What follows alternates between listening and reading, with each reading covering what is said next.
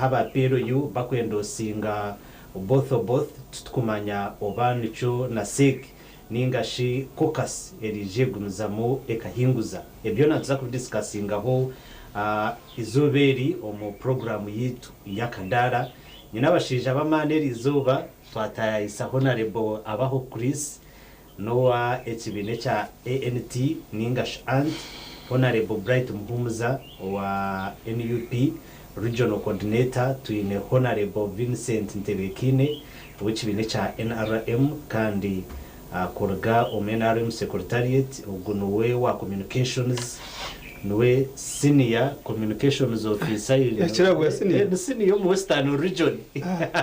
abwa region ni senior kuba amushamiriye ni nageza ko kare gatandike niwe Chris otwakureho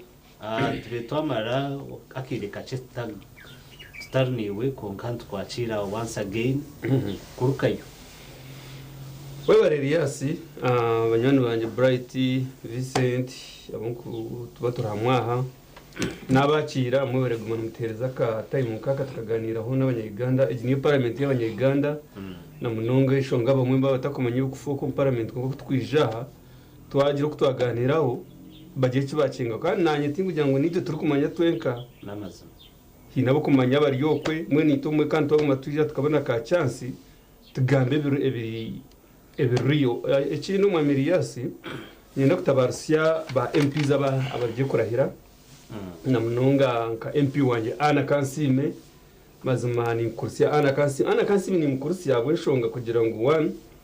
ntorga mwacharo ni wargando merama ecya kabiri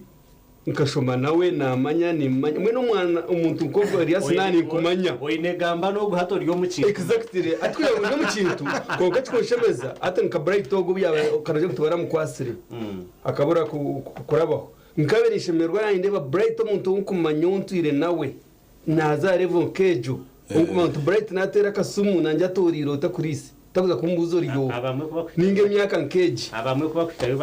bahinduka konkatirist ni manya nama nyambuga natakora ki so ikintu cy'abana batogurgayo nkinshemeza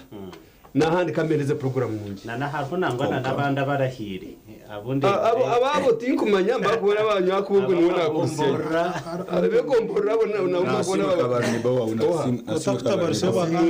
muri ukabarni bo kashaka gwa asimu mora kagwa ati nkuze bagwireyo ndebe ni bawanje nana woni no feri no feri harya wagobera onda rebo Bright tunakwatira tukumanya by the way aba NUP mwine mawe mbarahizwe magombora ninga tinkumanya konka twakwakira ramuse aba kutureba n'abaturikiriza gobere munonga ubutinsa orutugusa hati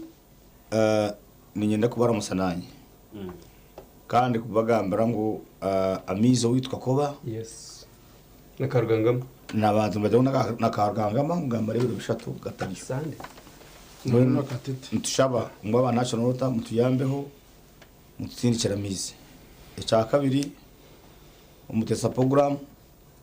nimbare tenda musoko ngo national unity platform kanye Bright Muhumuza urukurebire imirimo ya national unity platform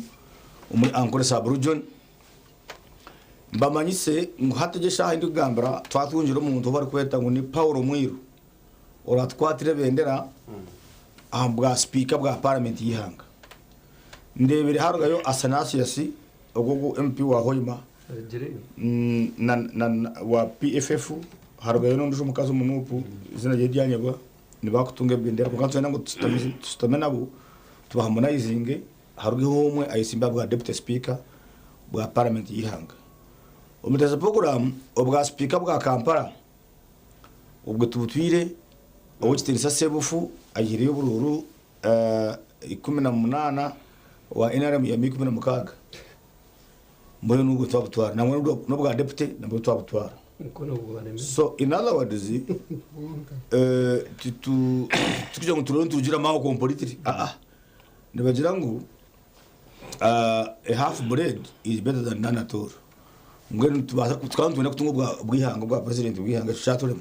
kuko ni twata abarahire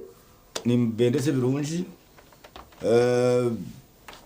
nimbendese birungi munonga ari mbakansara abanywana banje abaraberemu kabaga rubanda kabaha bingi banywana banje abaraberemu kandi batari biki binacanje konka bari banywana banje abantu abo ico kinte cy'abantu tubakakitanise asaruma karugaha namugambira bwawire kandi ngo namugambira ko byabire konka nawe numwana mubembizi birungi numwana mutondo tumurize birungi hati abantu abene barahira babene baza speech ezinki teka mbwe zimwe tizinu ziri nubu akwa wasinjira umuntu nubu akuba uri mwebembeze musya namwe nkaba wanyu abarwampa za speech zimwe mu special wo mugasho ya speech kugamba eketari speech y'ubwebembeze true umwebembeze ko singo singira bona umwebembeze ko singa osima babe baruho rero osima babe baruho je tumwe nabembeze abagenda twata kutanzira imwazire ki amwakomera ako tokabaza kunjira ngo bembeze barongo ngumora asimwe mbakagora busha kompolitere nguninga karuhanga juri asimwe gakora busha kompolitere no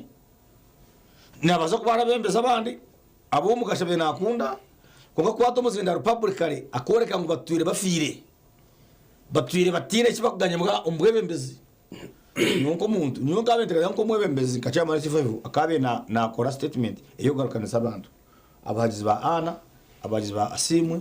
muri abagizi ba karuhanga Julius abaguzi bangabirano bagarukana okwatanesa umwebembezi atokureba nganye umurimbarara yobona tinyine na kansara no ngwa nupu kungani yendo guhereza ngo siba kubunyimba na yendo guhereza manya na yendo guhereza abo abasinjire okubara biro kona nabembezi bitu nabembezi bawo hatumwe niza kureza niza kusoba kaso kushaba buhereza ngo kwashobore ngo betu barabiremo so a statement ejo egwire it must be condemned na state nimwe barinda zabandi mucimanye nko kuba waraba mu nubwire bwawe korabamo kora byo kubasa konka to kabikora byo wabimariye batakambia ngo ino kuza kuba MP cyama na C5 ngo akore buri kimwe cyo ngo yakize taro abantu banyacishenye mu rukunjiri bana batureba namwe wagamba n'icyo cyo just ni kwendera rukunjiri nayo akabokurahira bayeta peace rugambwa ngo abo mujeje mukuru chairman wa NRM Jim West bamwita kandi niwe minister ni MP hatno reba ngo katebire chairman C5 wa rukunjiri district kandi niyo district inazi mu nyacishenyo yo kurga abantu bamane babari yo mu wambuda unoruga hatika ko onashika ko bawe tojera bo wanyu hati nyonga zarwa no wazari gwenye bitanga akazariba nubona umuti eiza tukaruga Rwanda eiza tukaruga which is okay wajireba konka tokada kurujya ngo tojya bo wanyu so jonete kate kambi kumukusinga mugarukana abebembeze ebinega ebitarkuwa nibiza kuretera abantu bitu batatungo buhereza okurwana achimyo we mwene paka ati nyenkubuza mwene paka yazo parliament akatetekerezo kirungi ni ya radio nyango yashorye waziriza nyukingu mwendeza no kugira ngo ebizibu byitu byamizi ga Trump entindo zitu zakakoba zakatete entindo zitu zakarugangama ayiko parliament azigambe kakubata zigambireho ni nyerezo mukono nsebo ko tazigamba ekingu mwendeza no kugira ngo agaruka nakakebeze yamare myaka 10 atakastabwa mu mukanzo ya mbarasite ni sasa nkito abantu bakunda buhereza nitwene ngo nawazo mukanso ngo cyo nura musiya kashati nitwene ngo mukanso nitwene ngo nawazo mukanso arete points ze awutse bakaza radio rero bagarukane niho nawe ninjebere kubanyaze points ni key points atno rya ko kubotira highlights zone nyuni mbari njira mu ka coordinator ya manyono ari no coordinators ni wajira mu gafurika nyoni mbari pa overview za rukunjiro yane kwata yo mfata kabare polisi ni wajire ho mugwa Anthony nwe yagira umugwa kafure kanyundi wa Rwampara ko kumuri cha person wa Rwampara okay kare onare Vincent yabare yasi na nyambanze kutangira abanywana banjaba most especially Bright ya kwa tension nyinshi abo kuba mwe tusirente bireba yo shaye ko rire region yo because one ureba abantu barahire nebe speeches mbagamba tuze concern so nyenda kora musya abo kutureba kandi mbaretire ndamusikuru gumwe nari mu family most special mwe nari mu secretariat umwe mu Richard Todongo na team na chairman w'ekibina Yoweri Museveni president wanyu actually hatache president elect now is a full president because mukamara hizamu amkwase bukwato mwamuhereza emyaka 5 ndizo yogumana y'imbiri Uganda ari kushobora nshonga zihanga so abanyuganda mwe bari gukora umurimo so itonke kibina of course we also condemn bad speeches because mu butegeki nitubantu yetenga mu unity no yakuba nubwo ngani injira kwecho kurebera cya United States nensi yatahirwe mu ezabezirinke mpunji kikakiri ikizinga mwene mpunji zona za leta za Irundombo amukweta Negroes konka kuza kombe kensi yabo bakaba takurebera harakara bakaba takurebera region bakaba takurebera hiwargani ngahi ninga onusubukahi konka bakana barebera akintu kibakweta idea na ideology so ideology itwantu koresitwe hano yo mu Uganda tukombe kensi yitu it should be a united ideology it should be entujeta effective ideology abako mwana washanga oriyo mwebembezi konkuru kubaganisa abantu otakwena ngabantu obaraba kwa kanise ngo nabo birira harbazumwe nenda kusavinga because ni chira kwabara some of the MPs washanga candidate nanka akaine group iwaba MP ninga so waba chairman C5 make sure ngo united that group kandi hateje ninkora yitu NRM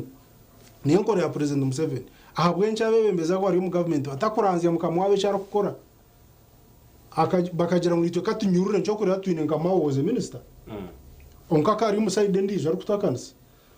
so konkano ratwine bareta bako bari mu party zezini ntwanda tukore hamwe when there is a good we need to share it so ngabe ni mpabura abebembezi kugira ngo ejini yo time nubwo bwiri bukora ngo mwasitama mwakoreshwa kweta unification of ideas mwarunda n'abantu banyu nango mwababuza tutandikire nkayi ako cyo kureberaho nkatugire nko bitukashari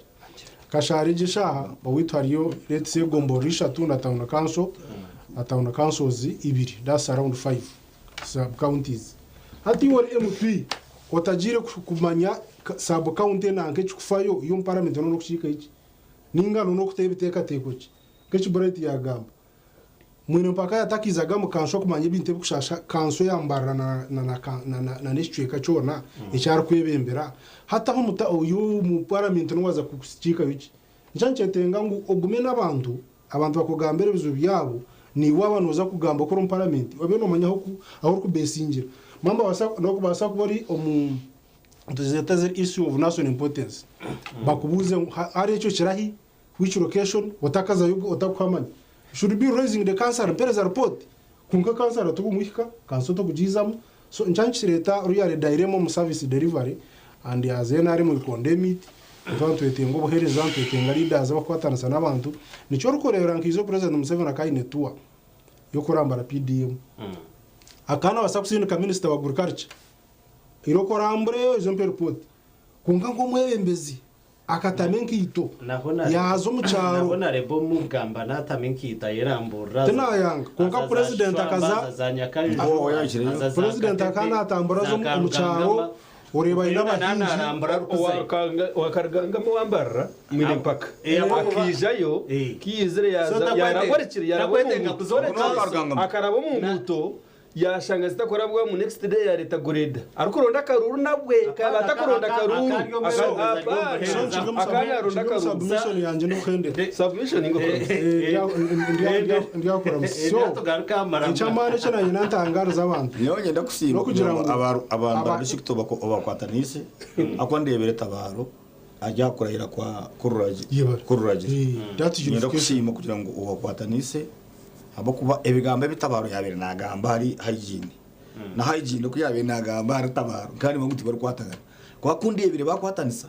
bamuhana speech tabaro hakurahira kwa kururagire hati ebintu byo mushimire kuba ni mugamba because ana ninga asimwe ninga karuhanga kabari yakurahira kwa bantu ba kansarazi ba rwampara because harumba chairman RC series bamagomborora harumba chairman harumba councillors ba district ababene bahagera Kandi ababene ababene bagera Karuhanga ababene bagera nakoguriya asimwe n'uri muri so mwenu twena ngo habeho enkwataniza nkeje indebire wawe nako kashari ni point hati bari n'ekindi itwenka NRM tukora for example jaga twine kokasi ozike twine seki so ebyo byona n'umuringo gumo go kwikana n'abantu imwe mwembaza ba parliament abakozwekera abantu n'umugamba nimwe muizi ozo ntabanza seki ishwamo tureta ba members abakozwekera abantu n'umugamba chanshongeje so atichiretera metamorphosis of understanding umuntu wahanse nabajwekero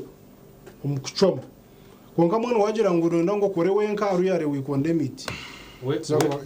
cyari webare ko na Rebo Vincent nangwa otakaga onanchere nanyenda ngo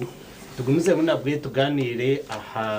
ahanguzi etwiro mwihanga abo tukareba kurige nyuma abantu batwiremba tera urwari kandi president yakurire bakatandika ku investigatinga top officials abantu abamani omwihangeri turebere amakagubwa speaker nubaza yumva fuza nangwa na nebindi zumwa motoka ze bakuzikwata mwene abanyayuganda batandika kwisiyambagara jo munda obundi bakoreka ngo haba hamasiko mahango ngo kugira ngo bamwe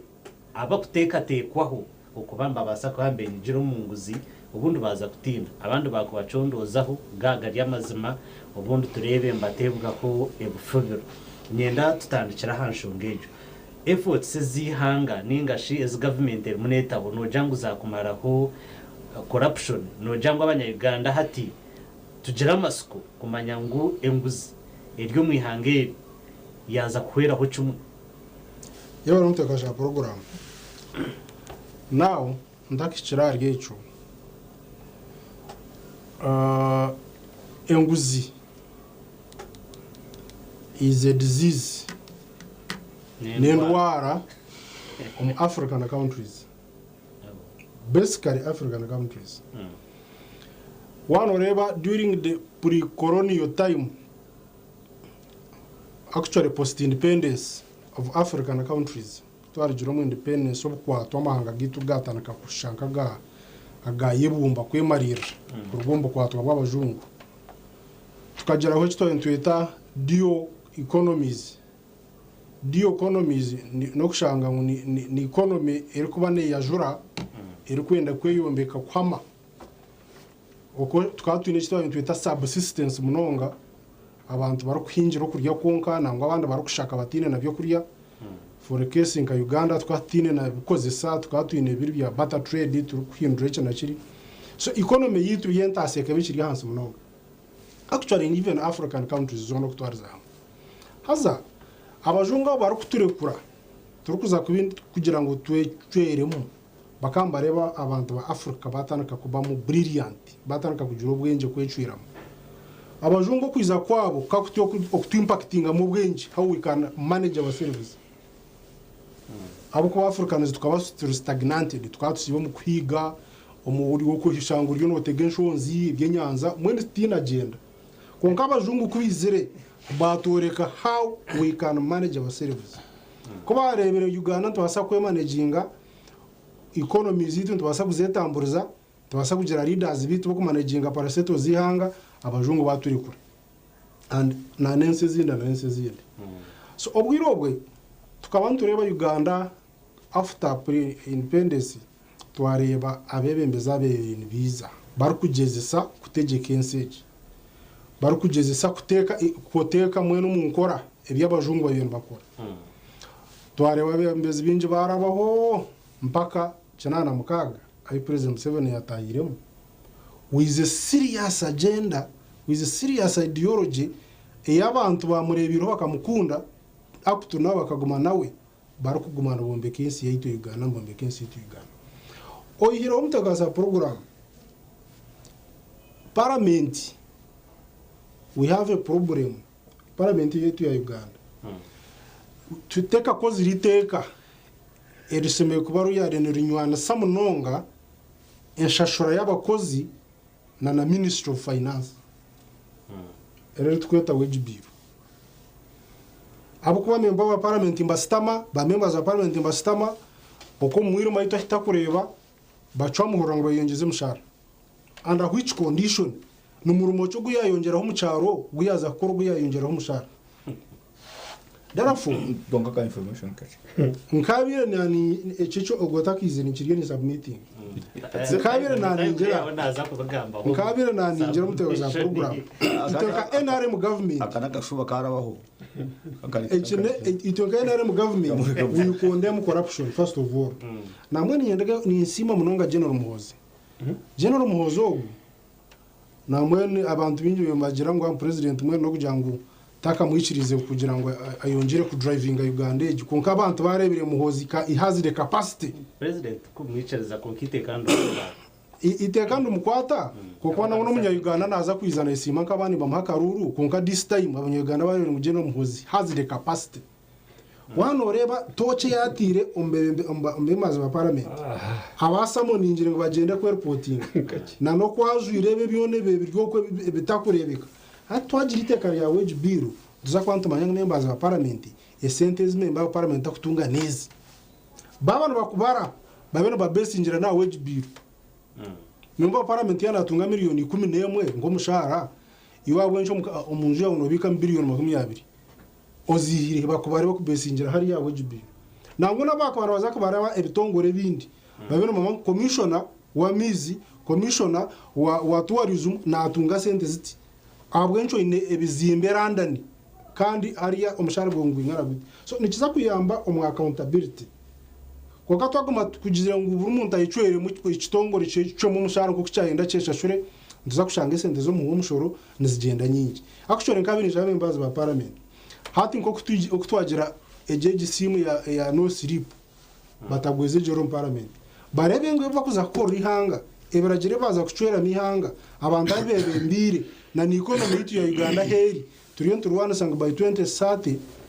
24 actually $500 billion in our GDP kwa washanga sente zitu nizibasa kwibwa umuntu omushanga ine billion ngachukuma umuntu yazibiki eri target yitu ya 2040 neza kabeta korashi takuchira so nikibanchi manyisha ngo tuyine kugira program nunje yo kuranga abakozi ba government bashashurwe mishara according to their work okugirira mirimo bakora most for example councillor wa district na tungara unde mtwari tikimuna mushanjo bashazeni 15 bashazere kandi but I think it depends on the tax correction yeri nkasite ninga yechige cyaro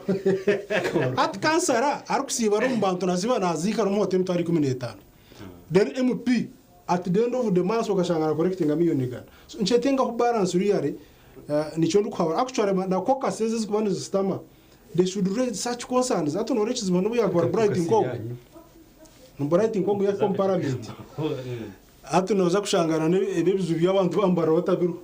ariya acho kugira ngunganyo munyanyi munyongere ntunje uriya kaya tunjiri hato shanga gwabo muze so we need to change the metamorphosis of leadership turengo abantu bitu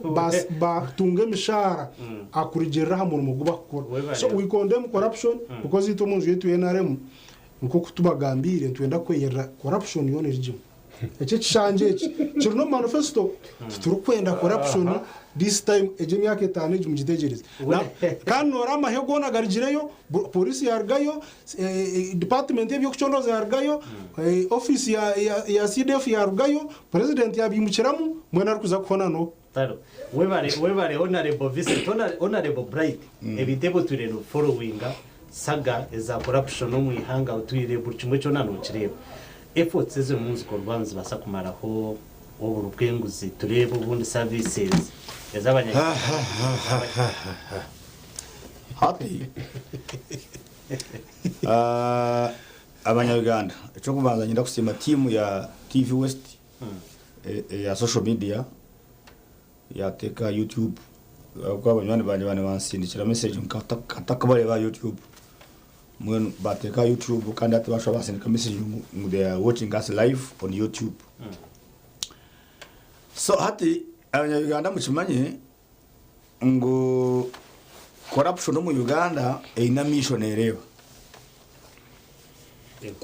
corruption abakurwanisa nabo bina mission it's a fight bina mission nibareba bagira ngo ugwarabeho ugwatarabaho. In other words, okurwanisa corruption kukabe kutine kigombe cyo butegetsi, kukabe kutine bunyabuzare, kukabe kutine dini,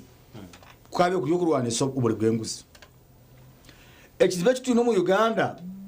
ni barwanisa kulisi ngo atakarye nguzi. Bright jirya. Konka bright jirya. Konka rutugusa jirya. Konkori yabo mureka bamuto mucome. Ijo abantu bakatwara amabati. Gabantu bakaramoca. Agnes nandu tu. Umunyamahuriro rabera takatunyera sirija 5 mu parliament. Ni uba atarusira. Noshanga no ya initiating deal. Amateka nigagira ngo owiba no wabika mwene muri y'abashuma. Ati we bakwe ibintu nibyo shuma. The government of Uganda. No ngo ryakara moje wabi yakirori minister. Tuwa reporting. Wabishakaza nkarugorobi. Karugorobi bakashanga amabati garyacu chempunu. Bashanga Matia Kasayija amabati atinyonka naje kwimukana agashanga umukomba ude. Ko taragira police tabaza. Speaker go parliament Anita Mongo na wakagine. No yakubabata ibwa nabandi. Na nuko ryo nazo boss. Nogo oba kugira ngo nibenda kutaho because tinga bire shuwa ngo boss naza kuba speaker wa parliament. Nyokurukiro kunturarinde ukunkureba Museveni no kunkumanya no kumushomira ko nkamwetegereza at international level. Boss takabwe barire. Yeah. Nunkanye takabwe barire. So inawe akibama bati ogwe boss hata abona bariyo ba promotinga kabanda orugambara kinirugaba nagira ngo boss utayine shonga kandi ubufurizi buri wo nawe hinde byariri turamo number 2 kinirugaba ninga MK okurugayo akebe mbere kuru yo kugwana so buri nguzi ni chakanasa nani none chakanasa eshonga ne uwe yaba narwana so buri nguzi mu mahe mu UPDF awundi nawe amahe yaba narwana so buri nguzi mu UPDF yari kwebembera ahundi nawe konka yaba nakutekinga over twawa tujyo isi wano jango tujyo mu democratic state uri kugira ngo twine IGG office twine anti-corruption court twine anti-corruption unit of state house twine chwa kweta auditor general's report twine public accounts committees twine ministry of ya ethics n'ibindi hebi byona byabitakoziro bikagira ngo twine report egeneji umuntu ogwa ibireze sente iwo toro kujo kasinde kamahega kazo mu gate yo muntu gakatabwa kushombe motoka Honorable Bright abo kuba report says zoba ku base ni aro editor general's report isho wire ero gamba Anita Mongo tero haro because umuntu nazo kuteka teka tunawagira Anita Mongo tinko wagira Anita Mongo yoni ngamba just facts wateka teka ategesha ha samu kutesa niwe mukama wa mahoteli ka 5 Kampala kidi kumanya kandi ga billions hari ubujurizi obwarugireyo bwamurumiriza ngo kuyare samu kutesa hana akibese ndaza government katire kimwa mukozire bishwe mawanda hari auditor general's report hari auditor general's report eri kumipurigatinga omusente za cooperative societies kasoro kemishangwe turo mukoti kashika bamutireyo onarebo ogo mushawa woro no gamba MK niwe yatwitingire MK niwe yatwitingire yagira ate ogo mushinja nibamara haza nibamutura munapagera within 1 week akayasho wi Honorable Bright ine mishango mukoti konkorya huriyo mbanya Uganda nokora konke mishango nekoraki mayani tuyenda kureba comment ya MK hakoma kwa mawanda tukajireba kandi tukajibika eriho kandi ya president eke no biyakubika tukajibika tukajya mu mishango number okay kale president yenzere yaza changwanzi ariko meeting aba MP zabasya yimusoma kaze namweta sise na mucu harondo no mishano mweta akamba wakaruka kamusinga nundijo bakaba bashatu ataba akabakwatana ibese to parliament ati naba taruzira ati Kamare Sande zinga uri ati Kamare Sande 5 n'icweka asheka atkonka ngamusasira atakije yafukama ati namusasira. Can you imagine? Now hato muntu echo kirinka he mu constitution ya Uganda. President nakizibwa. President in a prerogative of mercy. When you are already in prison. President in a prerogative of mercy, it is under the laws. Konkana abanza baba convictinga. Yes. Takusasira umuntu bari bachondozo. There was no conviction secured for those 2 MPs, 3 MPs. They were still being treated as suspects. Konkato ya nabasasira ati investigation is muzemerezi. Hatu abasasira tukimata bakabari mweshwa kwa wawe no babehera. Wajere. Yabasasira. Aha, tukareba Rwamafa. Rwamafa ataine aine right mu constitution. Aine right yo kusasira after the conviction.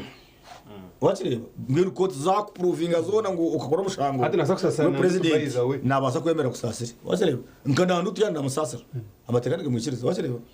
now it's turi kubuza ntukamba the motive behind his action or decision wasasira Rwamafa akibe sente za pension Zobugari. ubwo ni nondijo Rwamafa akibe sente z'abantu abakubana bakora government ngo bahumura bagumina batunga sente kabo nata abantu bahumwire nibe torora public service nibaronda kasete tubakareba bintu umushawo wazirire nabandi ba obey wakagumucome namwe koko bamusasirirwa amafayata kandi court zikashanga rigirite zamukomenya kikumi president yegete nakusasira uko tayi icyo kikozoro mukiragiro just we are questioning the motivation why hari umushawo netakashaka akageza ubugare 4 billion z'ubugare azitera amahungu president nakusasira uko tayi kandi court zamusharire imyaka 10 habiyase imyaka 3 turacweka president nakusasira uko tayi now hatijo tukareba IGG muryango hoja kandi na Rwanda yakaza statement aruza akakora statement ariko nsobora bwenguzi yaje ati oburi bwenguzi tukabe twabazira mana tkonga kubukumara abakurye nguzi bagenda beshere ko mugongo wa president. This is not my statement. Ejini statement ya muryango hoja hadi betkami na wajizira ati oburi bwenguzi tukabe twabaziraho konga president akatuzibira koresha bakweta kuri lifestyle audit. Lifestyle audit abarukutureba ni approach ninga no muringo uranisa muri bwenguzi kurugirira niba tracking umuntu bakutekatekaho narirahi abana bene bashomerahi aine farm zingahi aine bizimbe bingahi aine motoka zingahi ejo niba kweta lifestyle auditing barebe ebide byo nibikonsoro ni byinaka kwate nentasa yawe president atugoja nkamwerebera ari kororo ati lifestyle audit mujendo okuche atabokuba ati nibakwirukanga batwari center hero ato umuntu yayibe center kombeka hoteli akabanta mirimo akamushoro akakora factory ataho noreba uguti president echo ngacherebera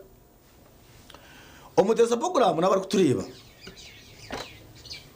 general Kinerugaba echano nok nakora yana chikora in good spirit chikabe chitinishonga konka gwasha atakwe empowering because General Kinerugaba aine powers zo empowering any officer any office akajizamane gakakora for example ko jangu tukira aba IGG nibo bagiro wa Anita Monk turamwe under their mandate urira under their mandate of lifestyle auditing because is under the law mbwenu bayemo tokejo biyayo nebinde bakujya ngo bihiriyo ni waho nkabiri ndikintine shonga kuko twagira ngo military ezo mu kushoma amahe gazo mu ngudo amahe gazo mu local government amahe gazo mu forestry amahe gazo mu kombeka ba engineer bita bakozere company zo kombeka bari stack badwo mu kabari stack tibine murimo nentino nakatindo katika kakatete nibenda ngo mu mahe no yakakora Murwaro kashi ba yo mu bihome ogore nagira ogore nagira kwa mahe bakujenguza ba general bari yo mu bihome ogore nagira kwa mahe bakujenguza andi kashi urira manyana nani twe no umuntu okumanije oriya nawe mwashaka kubuza urugudo rwa Victor Bwana bakarukoresa Victor Bwana aho mutawo numbarara bakutureba ari uruguru rwita Victor Bwana akora ko gamba Victor Bwana ngo wa football ni dana wazo konga umurimba Rome twiremo rugudu ni 1.7 kilometers bazi ko 23 billion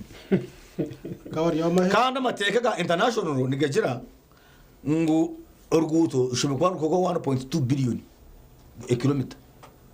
moyo zikabe nka billion kitano okinka mushanju kale moyo konga twose 23 billion tukahandikira IGG twahandikira anti corruption state unity ya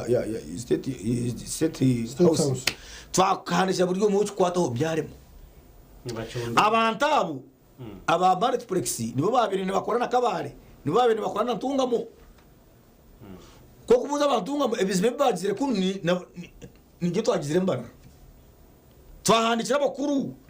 ngukonka company ejikane y'umukuru numufaki ntuyebuza umukuru ogwe no exactly cyana nakubuzi iryo company selective application of the law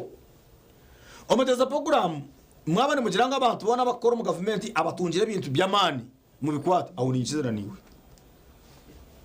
koga wano gira ngo yemo ebya Anita Monga ebya tayebwo bireke tayebwa no muwezi we esende Anita Monga abenazi koresa ari kuziha commission ya parliament ni stamwaho ni stamwaho ba NRM bashatu stamwaho opposition omwe stamwaho speaker na deputy we stamwaho na kiraka wa parliament awamazaga amazugaba bona abandi kamutakagiriyo kufuza honorable bright konga point ya waje ninkwete habwaci amajago gona yes habwaci abo kucheckinga kuri general reports zibine na ndikuchonga tino bataracheka magnifique tino darakwe just twebuze nyedegereza iti tujya already aha television okora analysis as it is of today ko kukiri hati mweshi kubara abintu bashimwe nabone ba commissioners abwaci batakwasira mwesha mahega buzire ngo kudeploy ngo batayebwa agarika kaza wampuga agarika kaza wakampurira guprose ogo akabare amahago ni gabura bagacikorora gumwe kongatu wabaza wa process yo kuchondoza ogogo omwami Vincent no mwamiro tugusabiba ente batekate ko ngubibende konga waza kufuza ogu wamaresa rutakajiro atende yazine yogu nata kuchimanya nata zibikire tu abakufuza habwakini batwara amahurire hakwa they are still under investigations koka no mucenge ne bamurika yo n'amahurire noreba ngo hine kirihe kindi hada therefore nganye kuri two thinker ni teka teka ibintu bishatu cyo kubanza ni teka teka ngo Anita Monga tibakufana we oburibwe nguzi abo kuba abarire nguzi babetorire ba ministers babiri abari convicted mu government egi Alice Kabona na Jim Wezi bashigwe mu government egi bakora kandi court zagizire ngo nabari benguzi therefore point yanjye negira ngo oburibwe nguzi tibe bakurwanisa nibarwanisa baryo mu politics abgachi najati ade critical thinker why Anita Monga namazima akazisinjiro yatayo miliyoni 50 namazima yagaruka isinjiro haba kansarazi yahita ba kansarazi bisinjiro yabongera miliyoni 30 ngo bakore sako akaza football abakitara football club yaba miliyoni 50 yaza mitoma hakerezia hii enaka yayombekere ya billion shot yayombekere ya billion zinga he tayebwa eseza Anita Monga ziro nyingi mitoma yaza ahatwinji akazazabu weju yazankahe Anita Monga yitorire Sion niteka ngwaba kubirebero mu bahasa nibateka ngo mukazogwa benayombe kacho kweta political base katu ngo beta kombe ka political base ngaba kansara bisinjiro akabera abende hoce yena buza kabuzo atkazingwe ni oli speaker wa parliament kukwata bakansara bisinjiro kabakorera sako wanjenga ukata baka sente ako katwa bahate home akabahezo kuriya zo kutanshaho kukaje kandi cyo bamushabirisa yakora umusingi bakamushaba gukora banyari cyo ni kugamba sako yaba aha ba chairman LC5s abinji ni banywani be ko muntu LC5 wajuko muri speaker wa parliament konga ni banywani be ko muntu ba chairpersons LC5 abingi ni banywani be ko muntu no yakubo abakitagwenda abangahe we nabana abamanya ngareba nagambira nasane byanyima atkurna bitahiremo ato wabenda kusinga ni mumanya ni kibazo basango hangaryo nabyagina internet Anita Monga hata Anita Monga natayebwa bakagenda bazowa president bamugira ngo hatuhindure kiragiro president arondwe parliament niteka ngo president ezabera shikirize ninga harimo nakigegenya ninye nangambire ngawuri kumarira bright shaza tabu ata I am speaking as a critical thinker nkurunogera ngo bakikirize ngo president arondwe parliament Anita Monga yagumva batamucekingira ubwa president babene babahweba hariya tino bena baza kusenga Anita Monga mu parliament yihanga kuri bacikirize ngo president ora muronde abari MP wenga Anita Monga bakamurekaho na mobilization skills ze I highly suspect ngwabire tino bena namusinga no yakuba mukamwa nchaguranye no yakuba KMK wanyu no yakuba president Museveni okay simba na Anita Monga amongst MPs in a free and fair election because Anita Monga ni murungi yaba naza kwesi mu bantu bake bokugamba one on one nakufitira karunuka huru mu nkono tu hari mesente ezibene zirugahero hari mesente ezibarije 4 mu kontina zijwiri es kontina yona bakazikwata ijwire dora haza kontina ejo bakazikwata nga hari amahure ngo hari izindi za kontina zabe zatayire ezibaye batakakwasese kandi waza kora research no shanga zinakwata kahangu n'abantu habwe shonga kateshi nibagira ngo no muntu wa Anita Monga munonga hakwane mirundi engahe yagire no we see we have eyes we see omuntu we natambura nakate na Anita Monga ubwo be natambura arika PA we Anita Monga natambura buri yomu ni Diane Kimosho tachikomara kateshi Diane Kimosho na kateshi kandi naba MK bakugambara bakozere tweet yes kandi numa yangu katesho gwa bena kana kuro mu revenue nka commissioner general nka commissioner wa customs so borders nana abimanyi namoko okuza kontineza kubanza kutaha konkane basa kwa yabire bad day for them edigozova kontina bajikwata harumba MPs batajansi ya 30 ababire nibaramya Anita Monga na deputy speaker kubabaranya kabamalayika ba MPs babe batakurugahanyunyi ngo bazo wa papa ngo baza Canada aga buri kugenda ne sente nyingi zo mu bushoro harimo nabitu bamuntu harimo nabo opposition nyona nani ngamba ati vision tukije ngo ninza kuza side yemo harimo nabo opposition ababire batakurwa mu kifa cyaha cha Anita Monga na deputy speaker tayebwa including abambara listed jowili abamwene babashime kubakwata bakabacondoza their ambition habwo bona bakubeni ko research nashanga tino muntu wagira ari ya MK bona kunkoze research kateshi MK za shema kateshi kataro mwine paka MK ugaje kacheka mwine paka kataro nanga musasizi MK za kabari akabura tarisirikira abantu so ni kibazo mayisango aba bantu bona bakutaka akakumubona bona na Kimosho tina wa murebere harare ya MK ni kibazo ngo bashemerire kuba babire ni bombeka ekintu cyango ekikurenga ubwa MP no bwa speaker we barebona rebo charete ako wareba akaruruko kaseki aki Anita Monga yayisimbiremo ukariho kuyakasingire kandi ujuke ngo ababene bakatera tiba MPs bonga kongo yabayine capacity ko mobilizinga buri district kijene negambizi kwabo urunko basi wareta nkizina gyondo muntu basi yemerera bakwigamo we so lichimaiza ngo Museveni president Museveni nabakumwe barra babazire kibaro cyabo batina bajya nko mu kazi twamureka kana basakuja kuteganisa reka tumushwaze nazo kwatira kibano bakora no kumushwaza tujya no kubwanisa buri bw'inguzi because president Museveni shakabe nakora uri kazawe zahwayo honorable akabe nasirika auditor general babara bashanga yibire sentence nezi bazitugambira honorable Chris Bright byagamba wabihura ebimwe na ebindi na submission ya honorable Vincent tugire ngo cyo umuntu korwa cyaza kumara ko obushomankuzi babare tugusa babare Vincent nangwa Bright babare ako Bright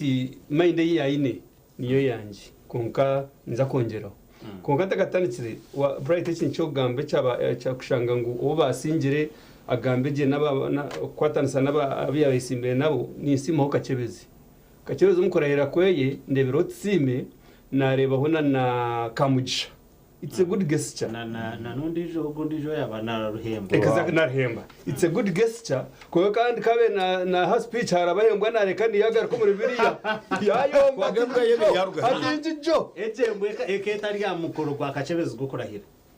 So akakiripu bakatire mu banyungano. Okay. Kakwata ko kakajya. Ejembwa tera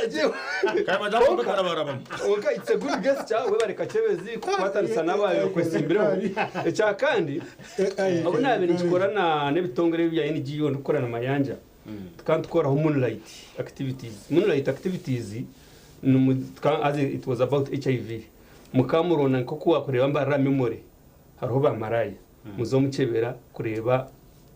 abantu abaruye n'abataruye mwenu nije nakeberaho umushyo mwabe nayeguza tinga kumweta maraya na inashanga tarwire nambuza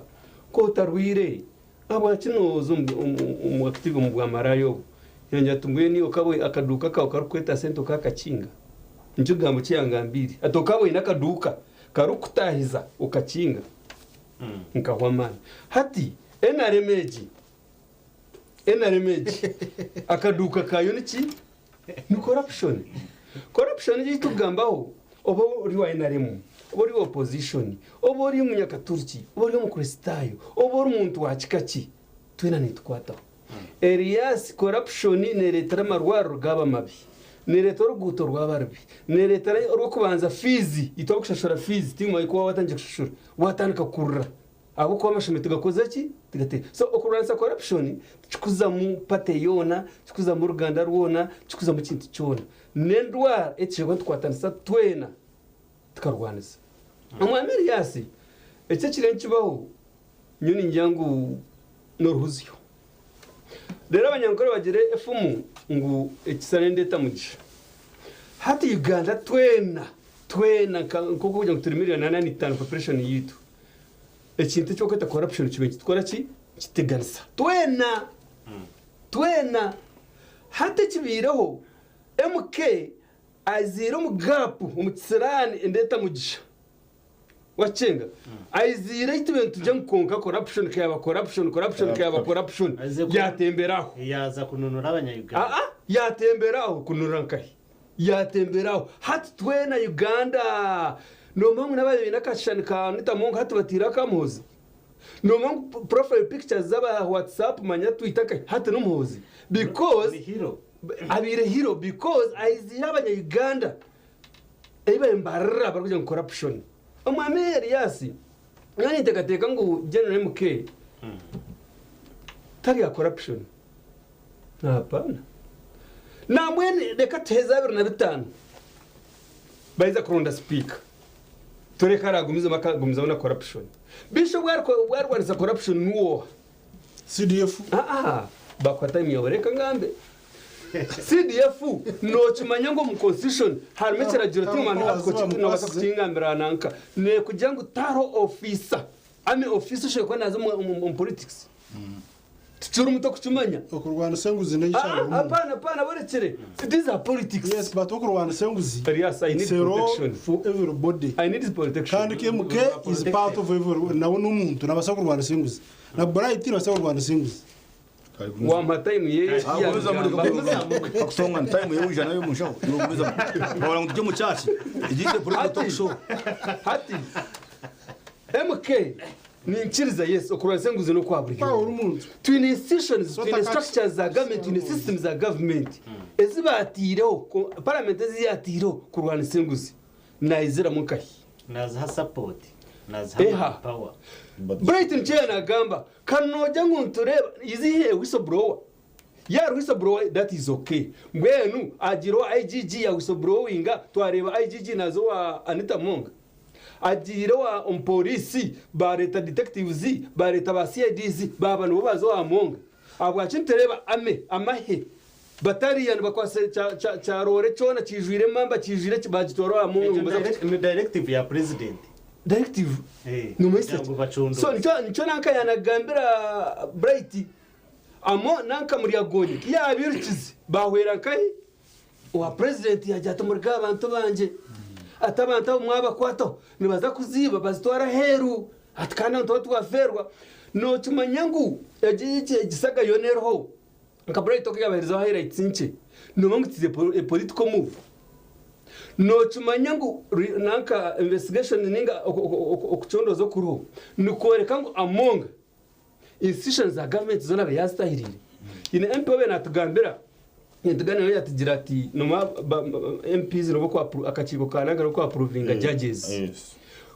bakareta Museveni aka appointinga judges MPs bakabari ko approvinga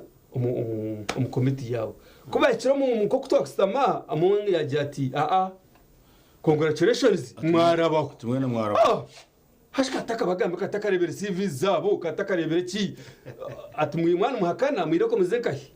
arugamba aba MPs mwana muhakana ngitubarabaho mwireko muze mu mukoti noza kushanga yoha amonga no kushanga muri muzogu wenyine ni wowe urashangeyo hati bayibuza hati mwene weza niza nto mukoti kandi uza kuvuga no gumushijo unaiza gukora ki kwanga kwa proving umushango weza ngo akora ki tizo recording amonga abatakurya wenka bayiza weche ni kimusimira na honorable Chris nabasa ko atakurya wenka konganura ngo efforts za government barekere nkwizire reka nkwizire nakugira ngo this is a political move this is a political Bright okuyakorezo ka here this is a political move ndiye ni kwereka mobilization yeye among ahira bane mirumo parliament bakujonga kaina bana kaina employees igana konkate binige mu rukumi tino ine advert tino yakoze interview bona nabana ba minister nabana ba judges nabana ba MPs now hati eche bashange ngo actually mbajango hata amonga abariyo na tahiro police alena tahon police timu hako chabantu bayene mutakwasa kwiga wareche bakoze kare kihura okareche bakoze amama mbabazi okareche why can't you learn amonga ekimwisire n'ekinteche noma omwameri yasi wanorya wo ibire koko okagirya hakaburo wakumanya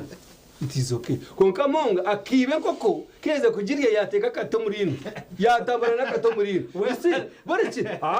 deka berza time turumuzo zo mukahumuro shara kundagaru konka ekiranyira gamba turuzo mukahumuro government ya NRM arebe tebiye kutina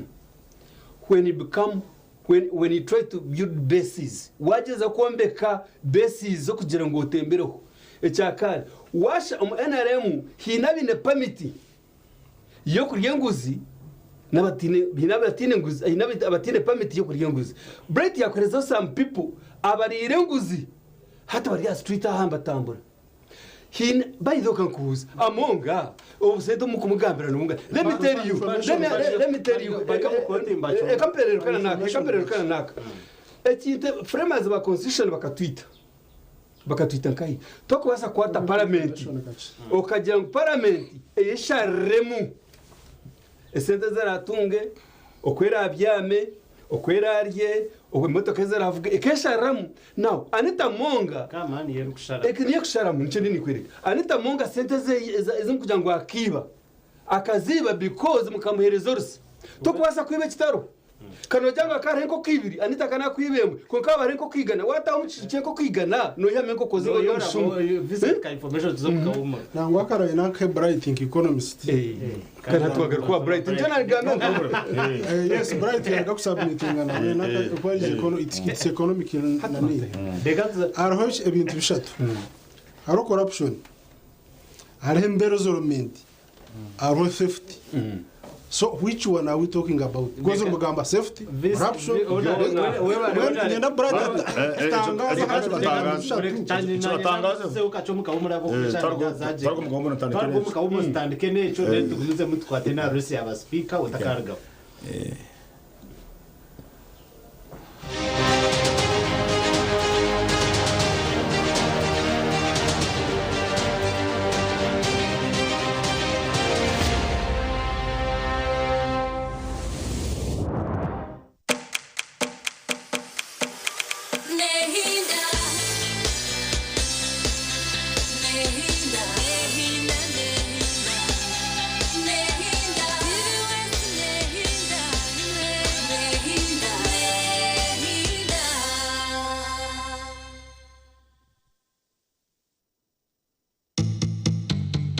Olwokubanza wagamba eborosho ngo buri omwe yafa konka neita mukagari 10 banane bachera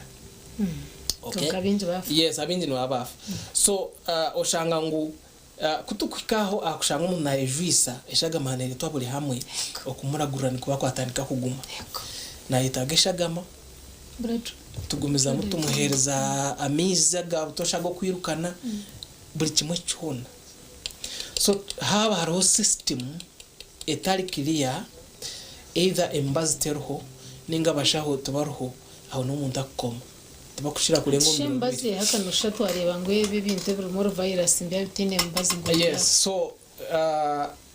oburwiro bwa virus oburimo Ebola tibwine mbazo gukujita kureka twatuhereze mbazi okureka ngo gwa supportinga magara gawe ninga gwagahereza amani kugerwanisiza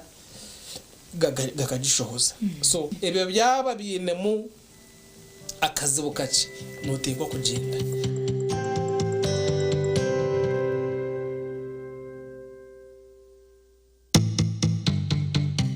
Sunday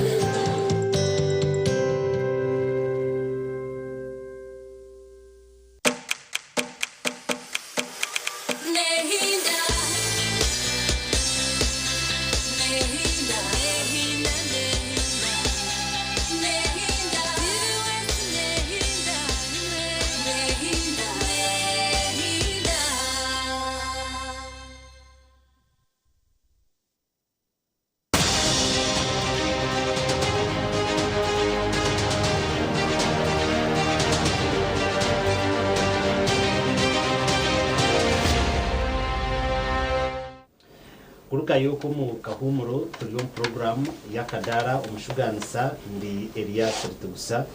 kandi tuza kugenda hamwe mpaka ahari shaha mukaga turi mu tera touch ahanguzi umwihanga na efforts za government okureba ngo yajirwanisa konkana bwe tuganirana na Harris yaba speaker turebere NRM bayeta abakwenda kwisimba habwa speaker kugira ngo boreke interest however enyuma ho tube twabwina amazina aguteka ngwabo no baba ba speaker kukira munonga korga omuside ya PRU koka turebere bajira ngwabo kwenda kwesimba bwa speaker baheyo ntwebuza omu caucus NRM caucus izobiri ya Nyicakare akaruru kaza kurabya hoha Bright yabwambere kwa mu first ya break aruko jati ahabungu teka mu mbabaso butagumizamo bakaba baspeaker ebyona tuza ku discussingaho umushweka citu cha kabiri turebe no hoine potential iyo kuba speaker w'ishenjero ryihanga no ko baranage no ko bara disappointing no ho karuro bundi karagendere kubi ako kantu ndakora musya arwa ho wansindikira message akorgo ko muri ntungamo tubaramusya abanyantungamo arahaye mbarahira ba chairman b'amagombora ba mayor ba district chairpersons mwena ntubendeze birungi akandi na no kubendeza okora kurungi abinji message mpango yona ekwasire corruption tiyagumaho omuroko governments nangwa na no institutions zindi tukuzo mukahumuro polisi yacineyo ka submission nayenda polisi edachikaza uzikompasete edachikaza unanyenda uzikompasetinge nkwedachika ishatu zikongere umare submission yawe ekiguze cyo wawabuze Bright cyo reactingeho dena hasigara tuze aha resi ya speaker buryo mwana ineda chikitani webare hati corruption z'u Rwanda konkati kwene be selective o applying ikiraje kwate nyowe cyugurukuriye wareba auction ninga byona budget byona kubimshobora abintu ushanga ngo Anita Mungu yahereza miliyoni 8 deputy yamuhereza ki yahereza karshanje 5 ninga rshanje hachi kaninjangu oriya kayabe nayibato na benanyibira ahwa kitwe natakubasa tukaba sanction di ninga I mean tukaba mukati investigating ahwa kino investigating ngo muntu omwe ondije mukamure honorable Chris investigation zecho kubanza government tekarize gukora investigation bacho Elias nandi makuru already hari amazina agubasa muninjire mu office ya ijaba kuza kuchondoza nangwana nabantu bona umuntu guteka Elias nandi mu studio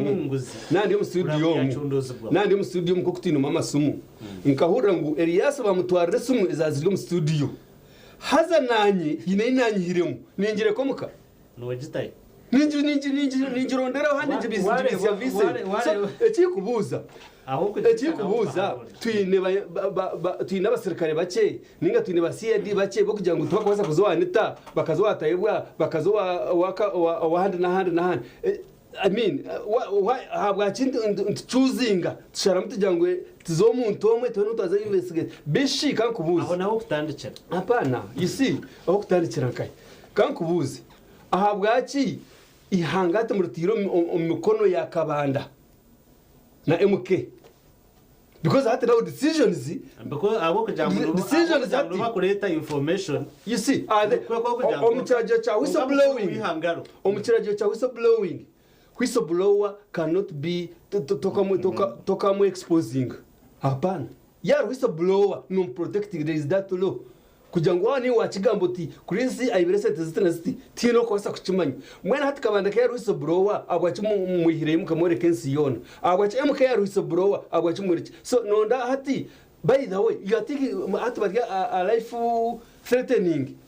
mwana mjango MK is a whistleblower hata ababa ristage mushowize ngo bibere exactly hati ka whistleblower ka CDF denta shakwa ari mukinteje tukabentere muri yagonya tukabentere director wa CID tukabentere aba institution tukabentere state house corruption bizo tutekinga ko katwareba oyireho twitsobunde za honorable za MK nakora nka CDF maybe wono kujango security yane yetengwa kuza kucekinga konke bindi president nwambo nakora ki where is the police by the ogomuntu muno gwa police na police room enkahi erumo bakamba chondo CID department do wase sasa kwetenga kujana uniform akakora Elias ebinte mutwe n'byoreka TV mutebereba mukuru wa polisi ari mu mweto takarije nangwa kandi by the no manguna press statement press gundi za police bazihiro because mama ngo muze imwe abanyamakuru nimuze ko babuze bebuza bazihiro they are no longer hat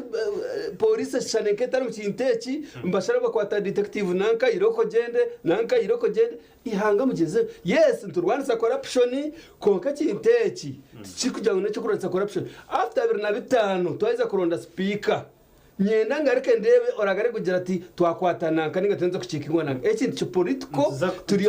because among akwasira hanta hatashekwa na akwata hata bayemba mu Rwanda samela kucendeza man gabaye ne gariya ko to kumanya ecyayo natekate commission bible negira tire kintu kikiza yorufu ekikusinga rufu nko mukazi omukazi anytime can do anything niza kurondera umushoro nukugira ngo tire kintu kiza man karufu tire kintu kiza man rufu nko mukazi tubusharize tire kintu kiza rufu nko mukazi umushoro ngo gutorode wareho narebo Biburi yakugamba watakshaba biburi ebene byawo ni wene ndacika yuci ndacika ibiri naho narebo bright Daniel Bright abangaruke mu kabuzo ka leta kiramo ati we need to streamline ati oguyambuze ikibuzo kigira ngo turonto rwane saki turonto rwane sa corruption na corruption ni ukwate sente zazigenderire kuyamba abantu binji ukazikoresa ukwegasiriwe nabeka yawe okukwata imirimo eyabeshemeye kugabwa mu bwatu ukatigaba umucishobo okukwata imirimo yabeshemeye kuhebwa in other words harimo ibintu kabitana harimo nepotism is a form of corruption harimo tribalism harimo icyo bakwita ngo ni bribery is also part of corruption harimo icyo bakwita ngo ni diversion ni embezzlement of government funds ukurutura direct kunyungutura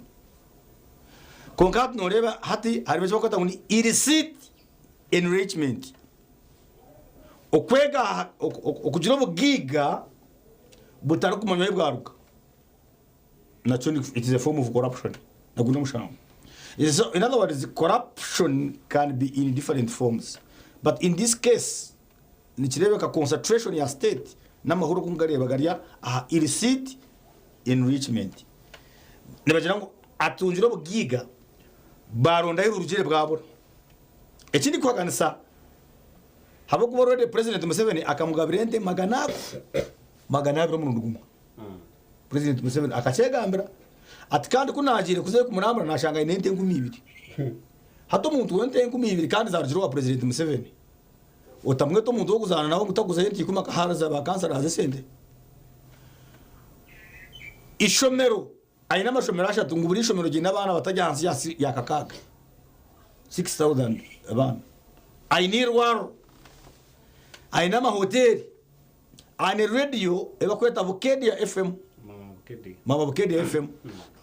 now ekiri kutsasa no kugira ngo Bukedia FM ekatunga 3.2 billion okurwa parliament muno kugambira emirimo ya parliament atejo nibajeta okweyendeza mwenu okweyendeza conflict of interest yabani mwenu okweyendeza ukwata bintu kabyeyendeza mwenu ukwata kintu ukacyeneza ngo bashitwara umuti iyo TV wastage radio west teratungire billion nangwa nemwe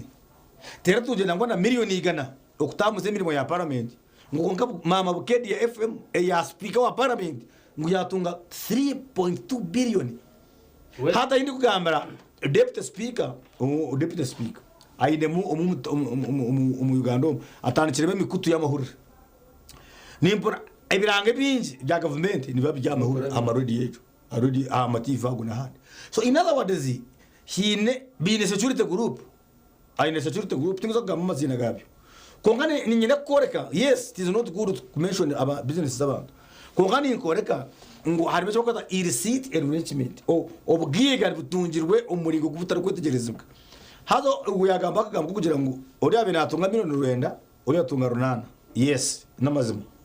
konga babene bazitunga bakozera mu commission they were not stealing it directly mbazitunga umuhanda murundi nibazitunga umuhanda oguri no nibazitunga umuhanda guri stated by law watireba nisho kurebera minister wa finance ogobe nagira ngo nanda kuziba uba kugira ngo shimwe ari eiza musasizi ninga rugorobi ngakora magambo wa state meaning that it cannot be Matia Kaseiji now hadi nigera ngo ogo muntu be naba hesente uwe naba miliyoni runana zo kugura intebe zo mu makago muntu miliyoni ruyenda zo kugura intebe zo mu makago muntu ogo muntu ni muntu ki biliyoni 3 zo kugura motoka zo kutambura mu manya president Museveni aine motoka ibiri ikibuzo cya wizi president Museveni aine motoka ibiri aine motoka imwe bakweta ni Maybach ya 2026 model negura 80 million US dollar. Maybach muza internet ni Benz nechika cha Benz bacheta Maybach. Konga yeye ya president Museveni yakutambura mu ninka 2020 model 22 model. Esente zayo nincheho. Konga nazo de sente bazi kugambira notiri tokaziguruka. Tokaziguruka basupanga nka. Eze aine nije motoka bacheta Pullman nayo nechika cha Benz. Nayo negure sente nyingi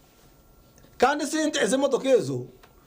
tizikutambura president Museveni tizikutambuza kumuya Kampala kumutwara Kanungu no eze motoka nazitambura yana chai hakoro hamikoro mikuru eri kutya kubera kororo hako mukoro mukuru gwagura kabura maido ningagura nganya chenyi tekaza yo tikutambura utezo so ebe oyireho za convoy ziri aine zinde motoka eze zinabagambira. Therefore nana bantu mu Uganda wareba bana ngo mwana nguni hamuzi lifestyle ya kuturamo napata nazibe bahama noreba ngo ayemirira television ya tinyo tinshi dia ro no bank habo kubona amanya nakore sente zo mu nabasa kuba nabasa nakore sente zo mu mushoro so kandi bagira ngo cyo kirabo wakigurire ngweje motoka ya Rolls Royce ngo bakajimuhereza anita monga nkekirabo now hati nituenda batushobororere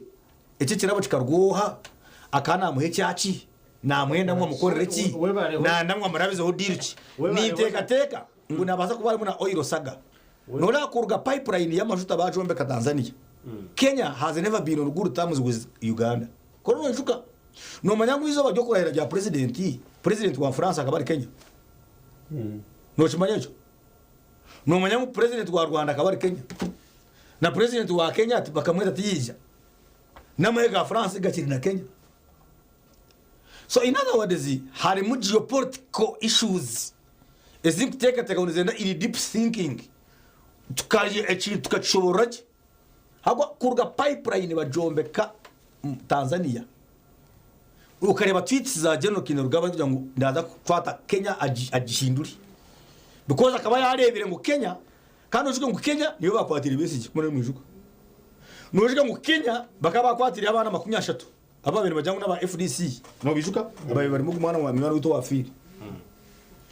so ne abaza kuba hari mebinde bitakureba nkitwe nk'abantu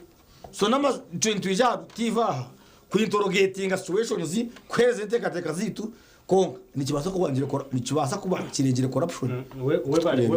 honorable visi yabishobora nangu konka emwe nigetenga kucenchurwa first of all kwikiriza munabona kugira ngo of course nguzi tuwe natugireba it's not segregative tubye kibiye na tubya tribe enguzi abanyayuganda mbagireba ngwero nango kutangira na Aroko Council 1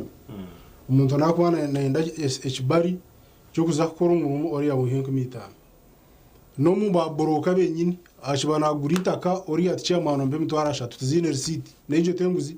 so mwene nebintu bingi eriyare ebitushemye ku Rwanda konka itwe nisima yari mu kushanga uhati bright cyo yagambe cyo cha tribalism ito kandi tukachiza we no longer have tribalism in Uganda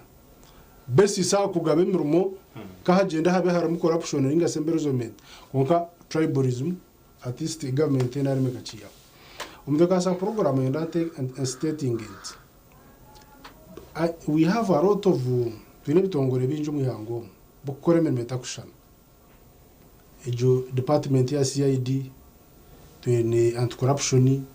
egia state house twine IGG office almost zona zena kushaka ziteba ahantu hamwe twine department ya ISO yo kuchondoza lifestyle z'abantu abari mu area zona nyunkabe ninjira buri kitongore chebwo bushobozi bwo kwemarira abukuba ekitongore cyona cyane cyemarira kikecwira mu kikasharamu okurugera ha report yacu okurugera ku cyacondoza for example ka office ya IGG yargaye kagira ngo nitwenda gukora life auditing aha bright tinse meko nindega ko nyanda bright muriki because hakanisa mukama nicubani kireta entango so janje bayisangu president in the powers to do that. We are just showing the oversight of how we can handle parliament nibasa kureta hiteka turamateka parliament bose nireta hiteka every time buri kitongore kuchikoza kwemarira ko kuchikuba churuho because cyo kureba ro kitongore kine budget tuweza kugira ngo ezi budget n'iki byo kuchondoza iso yone kagende kakore mirimo yayo tukaguma mbuteka that is okay. IGG kagende kachondoze byo bushoma kuzikaramo nayo eri yari yanejurwansa that is okay konkate kizibu kitwine niba kwasubwo mirimo babara kukore cyo kwita implementation we bari honorable Vincent we bari munonga maybe turebere caucus ya NRM bya corruption deka turukomya turebere aba member ba parliament actually bona basebarahire ninjira ngo tacho ryo mu cyaro bona bashikere Kampala baguzira muri Kampala Eliza basibamba bacebera numa habarukire ho Ebola bako bacebera n'abakabine mu ka covid tomorrow especially aba NRM mbija ko bari mu caucus aizo biri kubanza mbija ko bantu batera akaroro konka Elizo baza kubashayi kumininjira NRM ne kuba yakurozinjire abakwenda kwesimba ahabwa speaker na nabwa deputy speaker by tomorrow mu caucus byona ninjana mwebirije kwera bakaronda kandi tuwabo obarije kuba nebebembeza maybe nanyenda tandike niwe omwami Chris obanzo terre mutoki ni mangu toru wechibira cha NRM konke kuba mebyinji uri aboko ryo munya Uganda no bimanya Vincent na bimanya munonga konka nanyendo banzo otuterre mu toki ebikuza kukorwa especially omukokasi kandi yo noreba ngo abwa speaker ntabasa kurabaho. To begin with ni ntekateka ngo abakoze reberagiro gitu bya constitution n'iki batinkuma bakamba tekateka ngo ihanganiza guma ko kuba embarreba rajomba gumamba membinga because nyoni ntekateka ngo speaker wa parliament tukuronda wa NRM tukuronda wa NUP tukuronda wa anti tukuronda wa FDC tukuronda wa turonda speaker owishenjiro lihanga to me nintekateka ngo speaker tashe kuba ari among arkurgum parties abwachi because party ya leta itekateko it is very hard speaker kuchanga n'ucha kongerwa party njo kureba twine nanka nyizi barabizeho abanyarwanda batakora ki batakuzenda konka bwa party ikirajo kikora ki kirabaho ecya kabiri katuryaha na kugira nti President Museveni speaker warayende wararabiho I still say nangwa buri akari President Museveni ati mbako babiri President Museveni umuntu warayende muhozo warayende ni wararabiho abanyegane cy'umutakamanyiri twine president yo mu ntebe twina shadow president decisions zikorwa abantaba ubwo na advise in special operations atkandura nyondi reka submitting yes it is okay nyotina yanga ihanga ry'abantaba so tarp shadow president is advisor in special operations za president uko arende kumuita kuona nyuna amwetecho iyo mwete cyawe abanya-Uganda ihanga rya level yo kugira ngo kabanda nabaza kushara mu parliament kabanda no mutina ntamutina nizibirwa ki omuntu yatwitinga ati ntwenda nanka akakujya atananga ntsa kukoma atabayamba hagera nanga ntsa ko okarecha happeninga ubwo muntu abacheta kumutina abacheta kumutina yagamano jangu yagiye nangwa ko babe bamutina tinisa hargayo MK atone kutina tinisa kabanda atana mu mutuntu muyizira why hati ni wo babingo we nanka rero kashiyo woruhu so abanyaganda nyoni ntekateka ngo speaker owe naza kurundwa ahabwa amana ga President Museveni nanga bitari nibo banankaga abaremba kusamba ba MP ngumba za kuchoosing by the way no chumang President Museveni is the only president in the advisors konka advisors kakogana abantu we advising ejo tinkuchumanya abo kuba advisor atorode wawache kambere kandi advisor nta mu advising tokuchumanya President Museveni wo wenka ariko advisor beye akareka advising aba bari ba MP bari maze umukokasi naza kujya ati abwe kineki twarondera yasi obikiriza obati bikiriza kandi abantu n'umugongo naza kwasamira hariya ntarebera yaso mugongo gwazamu narebe sendo mugongo gwazamu nareba kaba speak because ndebere nagano kwicagambere this wa Kampala no North uhuru something azirengu na kumugongo caucus that is caucus yes so hati nyoni ntekateka ngu NRM mukatwitiri hanga mukamanje Vincent mutwitiri hanga NRM niyo kutungire yotekiti hanga NRM yitwitiri hanga because numukora decisions is complicated izitakombe kihanga abo kugira ngo mwende murakora iki murabe byanyu hone muganga nangwa ati nkanupu of course ito turuba partners ba nupu tokureba ngu mwiru is a suitable candidate because whatever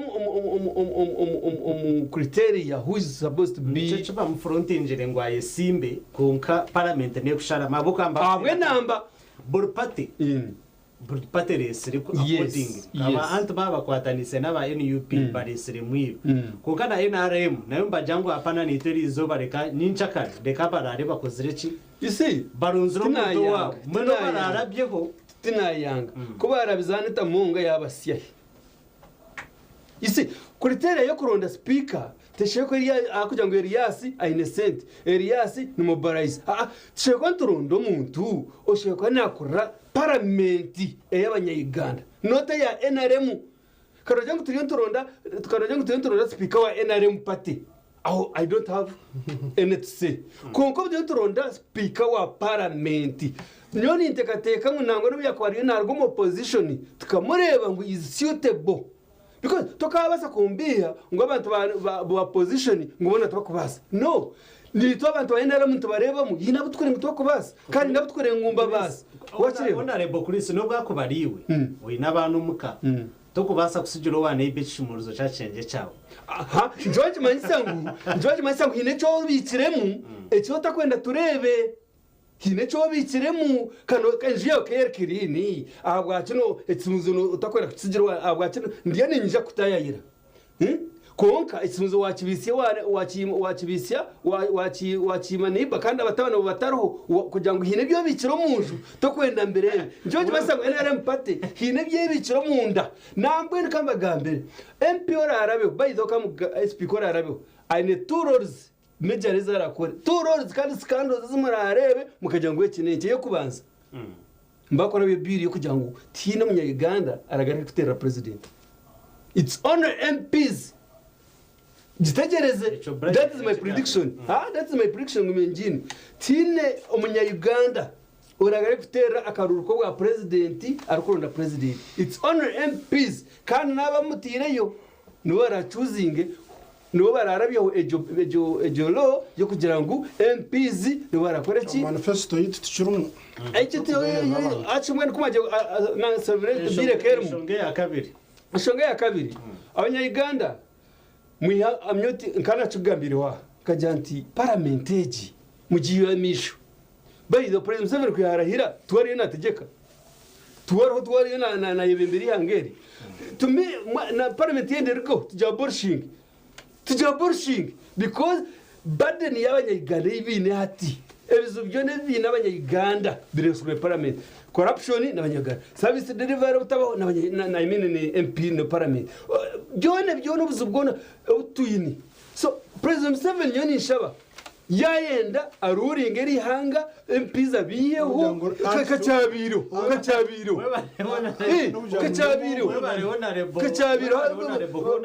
nanka kaga burshinga parliament akakebe Uganda tero maza kora bintu cye mu rumumuza kwebemba aheshonga kebiri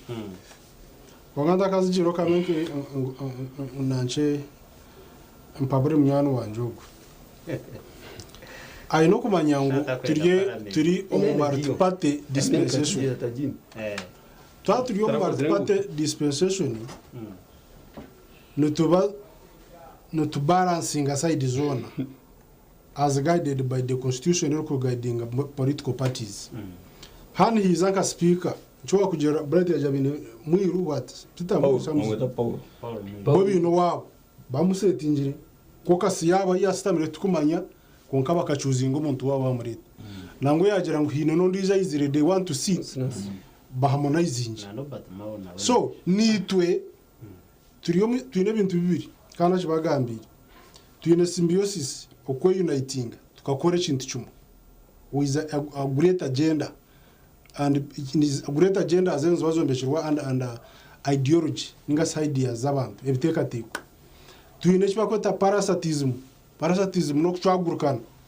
okashangana patemu ya NRM konka buri MP na teke na korechi as if twine leader abo kwasa kuguidinga abantu wabo so ekituru muhati turiyo mu symbiotic meetings kuranke kibina twabasa tak okwancho chine government cyabasa kitakutwara imirimo ya government cyuru kushongora bembezi baronji baratwara imirimo y'ejo misho icyo kurebera hito twagira ngo twareta speaker wito twaturana otwateka ngo nabasa kubonera okwantu nataka jiro mutumurebe twareta ko boss for example twaringuruza twaja mutayebwa nabasa kubasa jo bwa speaker bwa deputy reka tumuteho aba bareto wabo no bareta full speaker bakuteka ngo nabasa kubumurungi na deputy wabo nebi uja ngati nkaba anti mwata anti nora netine hirwa konka ebabina ababina mabantu bace no bareta babo so itwe nk'ikibine cyituri twareta ba abitu twabanaga nkahi omu referendum yakaruru parliament bachuzinga umuntu bene bareba ngo nabasa oba bachuzinga wanupu ni cyabo kuko bareba ngo nuwako basa bachuzinga NRM kongito NRM tibetu muresiri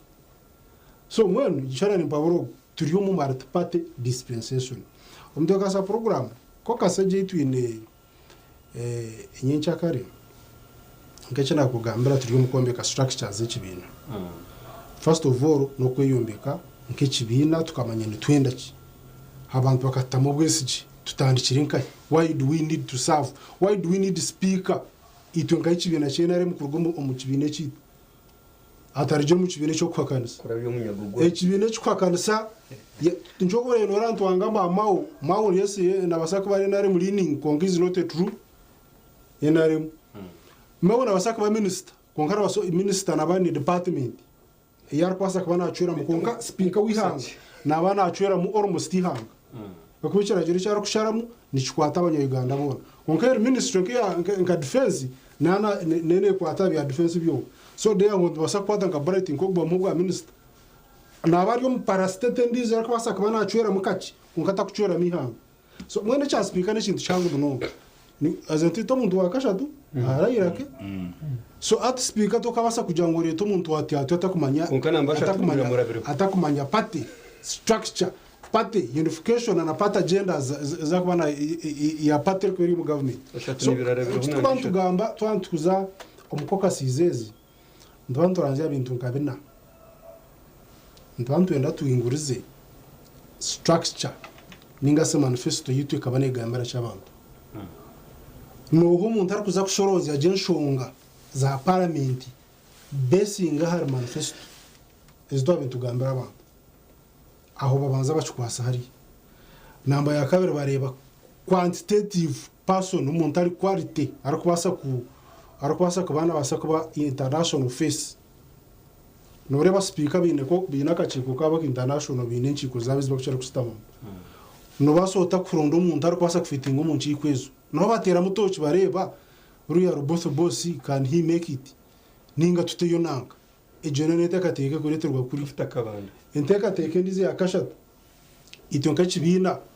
umuntu ari kwasa kurunda na parliament irimo opposition irimo independent irimo wa ruling party arakwasa kugira voice yo kugambira abantu bakahura rabasa kubo hata no batera mutoci bishi mwese mwirukana kaine abantu anana munana hata bari abantu bishatu bangahi wareba independent mankaga na bangahi nabasa kujibasa parliament icyo nacyo kiza ngo reka tugene we nari nene cyakana no kuranga implementation y'ibintu bya parliament na no kushora yesonga za parliament umuntu ari kucibasha no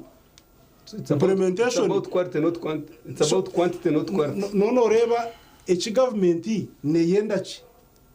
abantu bahansi ne bendachi abebembeza barabandi ne bendachi hata cyo kokoza kora weighing ukataminzani itwenka kokasi turugaye no muntu obara choosing nyencha kare nguraza kwembera parliament koka chitakwenda echinta kwenda ngwabo abanywano manje ahabisa abantu no kujya ngo speaker na rondo NRM speaker takurondo NRM speaker na rondo members ba parliament by the way omuntu kakuterwa akaruru tokora bright okakate simbra mpa kano jang bright akatunga chance ya arabamo natar member wa parliament wa Mbarasite South Yong ni member wa parliament ni hango so mwero wajo tinarura parliament na ndo NRM this time twaturiyo parliament ebina bite hariya kono manyango NRM ruling government konka members abarumu bona nabihanga because it's not selective cyo twatwagambere wori umwe mbezi tovuze utabakandira ko ngatara tubarandirira karu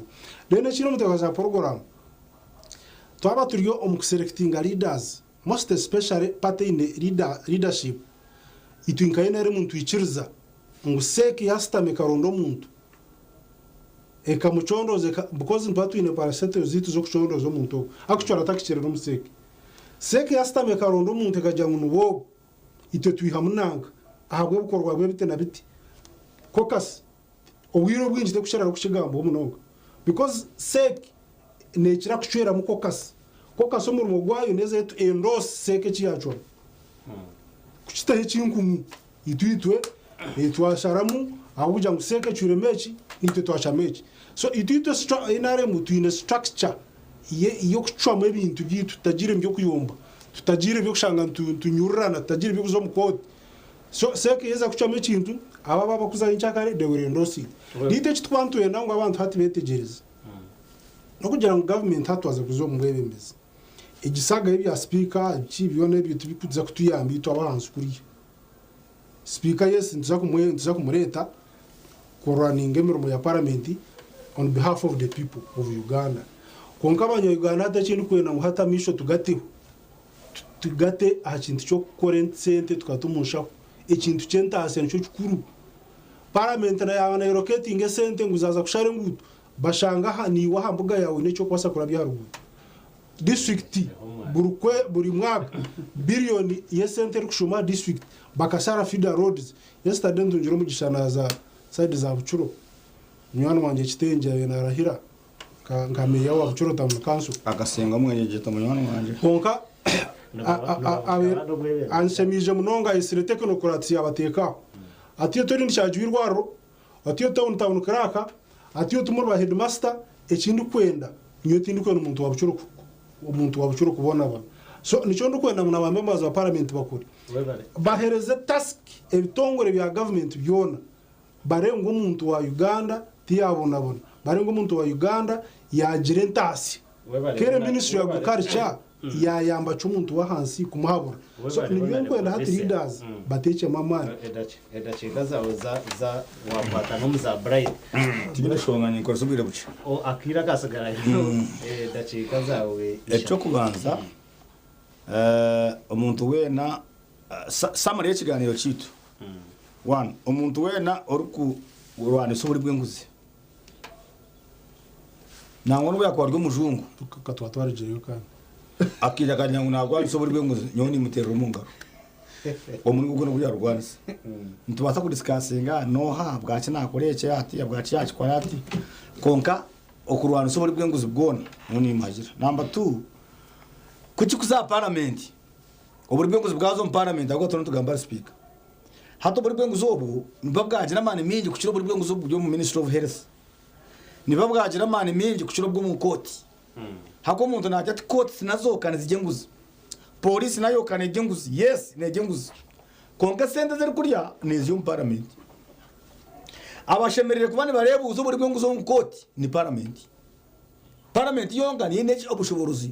over kweta oversight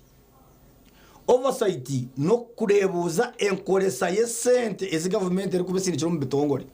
including state house, including UPDF, including ISO, including police, including court. Parliament niye kubeta kababuza katwaba hiri sente zimozo kolisa muto bishine uri kurebuza parliament hine kacyo tugamba ni kibazo mu parliament n'abagabuzi hazo mugabuzi yarye nguzi ukashanga yaga bure mirunde nari kurya abajeje abataye bo bujenye batakariri nekizibu cyamani mununga constitutional no nico turontero rwani mununga ahubwo ba MPs mutakaza mutubarahaza no tukabe tureba rimwe mukurwana so buri bwenguzi konga twabura ngo nimwe mukuryo buri bwenguzi ni kitashasha munonga muri renta speaker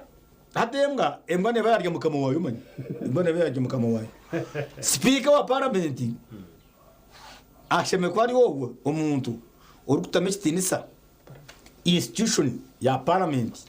because na president Museveni umugamba na za purumani zinaningamba unavuga n'ibindi zone sente zo nazi mu parliament. Therefore, parliament mutakaje yo kuzana niyo kugabura buri kintu cyone. Parliament cyabana tuenda amashomero ntugiye mu parliament. Amarwaro ndigarwo mu parliament. Engudo nizirwo mu parliament. Embazo mu rwaro nirwo mu parliament. Emirimo y'abana bize nirwo mu parliament. Kucendeza be y'amasharazi nirwo emishoro minji parliament ni kugitaho. Abantu bashasha. Okushanga parliament n'utaho umushoro.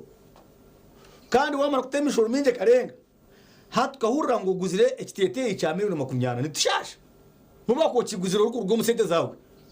no wareka kamanyiso akari kurebwa akari kwerekene manyinje zitari kurebwa omuteza program tukahurira ngo guzire motoka ya billion 3 nitushasha tukushasha ngo nyinji konga ntwebuza eza ambulance kazitarho ogo muntu akudonatinjire akakugurira motoka akakugabira emotoka ya Rolls Royce ya billion 3 tomugambira mu Uganda tunekizibu cya ambulance tomugambira otunekizibu chaza tractors zo kuhinga because turon tugamba mechanized agriculture we cannot modernize our agriculture tukuhingise fuka yonka mweni wabiro mwebembezi witu number 3 in the whole country tutuyamba ukamugambira ugo umuntu akagura mu za tractor ukazituretera ukazitugabira mweni tugira bembezi konka bakutunyunyuta therefore speaker utwenda ntwenda speaker kupata kuturobinjira orukutambura akabona jati ni ntambura abanya-Uganda orukutambura akajati amarwaro gitu tigaro mbazi ari speaker yamanya atekizibu cy'abanya-Uganda abana babishiki bine pads bana babishiki ni bargo mwishomero bwo kubura pad akamanya ngo UPE school zibatireho zona tari ishomero takucharginga sente konga amanya ngo harimo families ezikubasa kumara no mwaka zitakatunjire ku 5 kandi abone bazara n'ujanga abana bawo bashome bato speaker yabata kupata kucyetegereza esente zo tizikurwa mu UPDF tizikurwa mu police nizigwa mu parliament mwene nyongo nishaba ba MPs ba NRM ni bubinji muturondere MP Otine record yona yo bambe speaker Otine record yona yo buri bwinguzi o boss umujurizi buriho ngo mu mabata kakarya Paulo mwiro wa Murgamo kashi nagamba icyo turozero wito nyetegereza icyo turozero wito kandi tuwamutera akakumu tuwamutera akakumu ngo kibe kinde kineki wakamutera nanye nakugira ngo mwaba abakuza kuronda ni ba MPs kandi majority ni NRM MPs because we are here to talk reality NRM MPs ni bubinji kandi ba MPs ba NRM tukugira ngo ubona n'abashuma no hariho abantu bine clean record echo kugira ngo uryo mu NRM nkiwe nikwendeza ngo bakwa ngo bwa RDC assistant bakwa ngo bwa kawo ni pura nashemerwa bweshonga ni mangu nubwo wa NRM konga toyine ruko dimbi ebintu no byitegereza nugabe tujya symbiotic ndebo kuyaje atekereje message so nabwo ejo no baza kuba rwa NRM konko ine ideas nunje Yeah. muranga kuzaha rero kateka ngo abantu ubonga no umuntu raza kuba rwa movement konka ine njiri hari umushaka mweta rwa bogo nashobora wa president Museveni nyoni nshaka kushoma atkoze ni nshaka kushoma ibyo kwandika tindi kumanya enkora yabyo kwa kubito mu nkora konga washoma history ze ukashoma atkoze nuranga no mushije not necessarily ngo wone ikizano wandegereza so nabwo esho muteza program twana turwanisa corruption twana turonda speak niho dinguza kujya tubatera rogo konka nyoka tuje ninyi njo mwena rema hati ninga ni president Museveni akwa twena tujiza ngora asharemu kuba speaker wa parliament ni president Museveni katuje ninyi one naneza kurwana Anita Monga nantaramu nakire kimwe nyowe abo kwaro evidence ngo nabarire nguzina baba bakabasasara ako Anita Monga mwikirize mwange she is a very serious mobilizer very organized mobilizer na 72 niho nananko nugo mushana nko wa tamustaye nantaramu nakire konga natakubareka speaker nabwo deputy speaker nazo kuba ministries nzibatamu umwe mutako mu East Africa undi mutako mu chief whip bakora abo kuba tiba bimunonga waba nogendera ati niyo ningamba kazo ninye president Museveni baketorora Uganda yona baronda karuka president abantu abo nibo babirene bakugurura electoral commission ngo tiyo mu karuru abantu binjo ko jyaho osibira no gambo ati mu mpaka ruru omwe bazo bikomuka oshanga ngo bakuyama manya TV ngo bakwihire mu kare ngo torashomire kana shomire ngo torashomire bakuyama iwano gamba kabanda ngo kabanda naje ni wokusharira mba MPs yes ayikire kubasharira because natayebwa akije mu mbara romu yasharira abanyambara akije mu yajya tumuterere mu inepaka akazi isinjiro yajya tumuterere mari ati wo bakunda rugamo akaza rwampara yajya tumuterera coach yajya tumuterere ana ati wo more rugamo nibiya ebishoni birona video zero yazoku yaza nangwa nakageza hono wanyo kashari byofeyo bya yanga ya hin akana yitorora so mwenu kwa imwe ba MPs abaryo mu parliament mujya mukabana tabasharira konki mwe kamwagiro mu parliament babasharira babateze bakaruru zera fonyo we ningira ngo parliament je tine independence yo kusharamu ecyabanya Uganda barukwenda nyo ico naningama ati nagamba ka president Museveni ako tinagamba ka MP ako timfuteka ngo MP nyo nagamba ka president Museveni najira nawe ka president Museveni party y'inkwenda ni kwarta ya speaker yo muntu otaka byagenguze kana abana ko kuba Anita Monga ba deputy speaker nabo nyo riye president Museveni tingaba najiri kurugirira okubakozire nora ikizina kitino mu ekinkureba mu government iki NRM yo nekoresa abantu emareba naga kandi ekwata batakora ebahemirimo munonga kora no kireba nango ko mwana yatanje gambira movement koja movement ne manya abantu bayo this man he vision akabiri ya arika PS naho kabe yatwese ro yati nintaho muntu ati manya muntu yayombe kakashuka runye nabeta ati nyine house home koka ya koka ya tjo muziko ninga tjo mukazuka chi ndaguma hunda notura buri kumubona ati niza kampara no yakubona atakakugaba tinta so na bwo muteza NRM no muze gukoresa abantu gukanika abantu kiyama bakuwanika waguronyo atene baja wedara teba wana mwavu ekintecho nico kizibe kimwine umwena remu adashikaza bright akamahero omuntu omwe yagamba ati ecyatire tumukunde kuba mukomya yake 10 tumukunde Henry akaza radio yajya ngo side tamuta takujikiriza bakamutomusha ngo wa treason guchecking ureba internet bakamuto treason akari musirikare nangogu kihura akagira ati nyine 11 million crime preventers tunaza kusinga akachigamba ati president humura ati nyine 11 million crime preventers president Museveni bazo mukarura yo million 5 n'icweka bamubuza akawanyu ngo ine million 11 kani ya 5 n'icweka bamuto mushango gwago kugira cyo nakoraga n'abahekera n'abantu bona kufumika government bamusiba kigura wa muri mwe tari garuka you will never be the same again amama babazi kuyabira ikacampanzi kuyabira ikanambore Ngano wawe. abama mbabazi ukoreba president wenyine hariho one time abumushanga yemerire akayine konvuye ikende kirane ya president ngamushanga yemerire umutaho naho ayine munywa n'umutaho n'umutana bwa bezid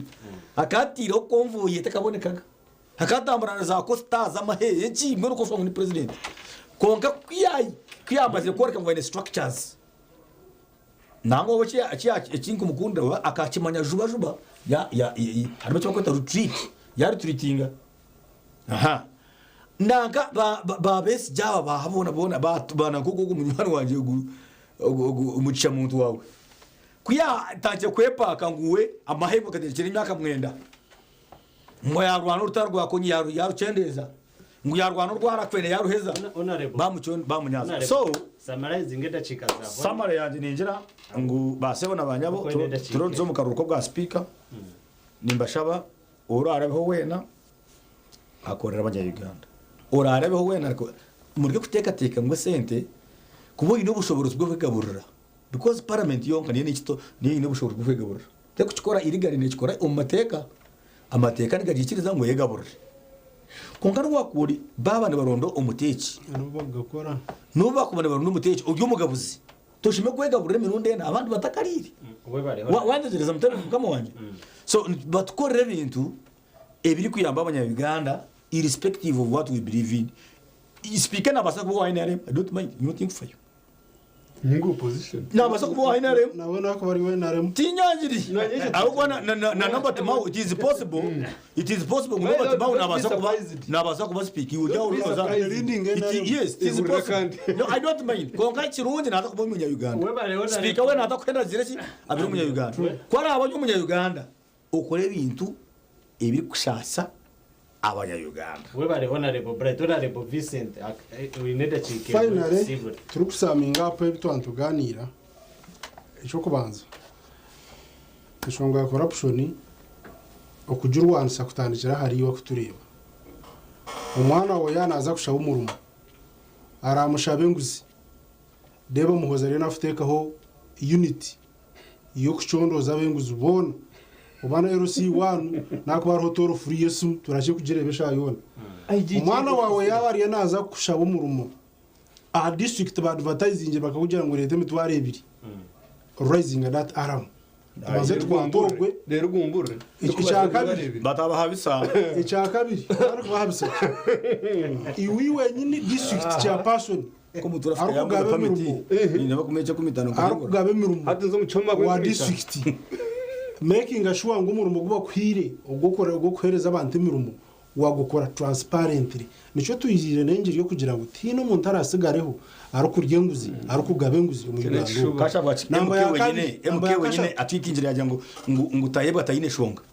kandi ubujurizi ekiba kweta parliamentary exhibition akaja tayebwa tayine shonga this man is my brother for him he has been seconded hati nituyebuza why do you implement a fight against corruption but there are very many musogora was anita yakwase chainde chamu amonga yakwase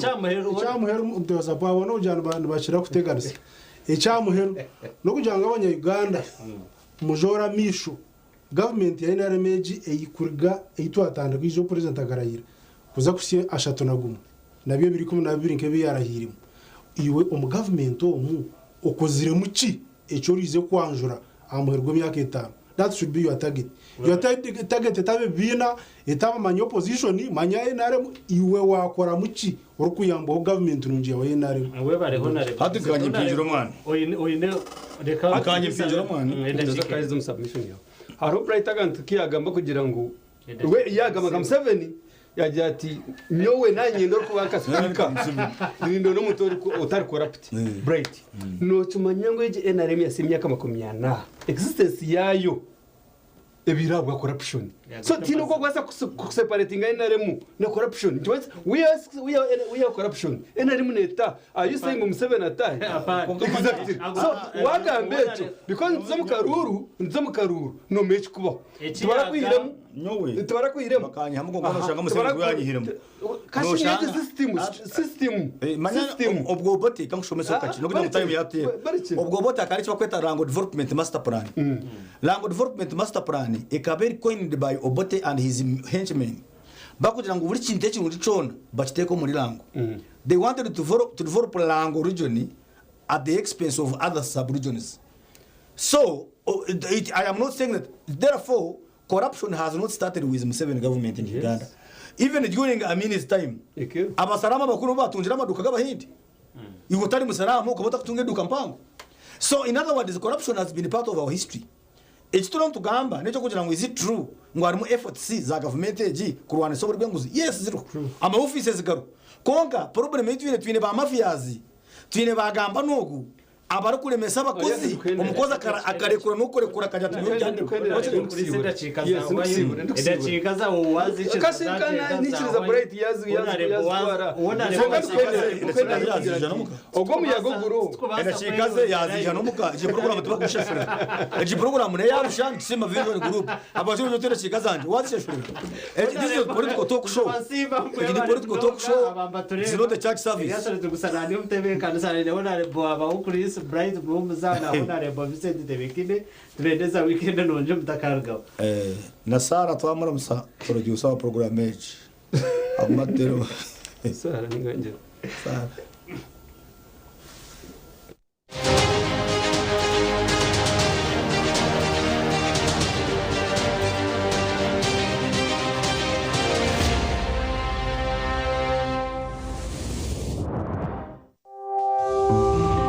Enteekateeka ezahebwa omu poroguramu egi n'ez'abantu abazihayo kandi tiziine kakwate koona n'enkora ya TV West nehinda ninga abo abarikukurra TV West nehinda.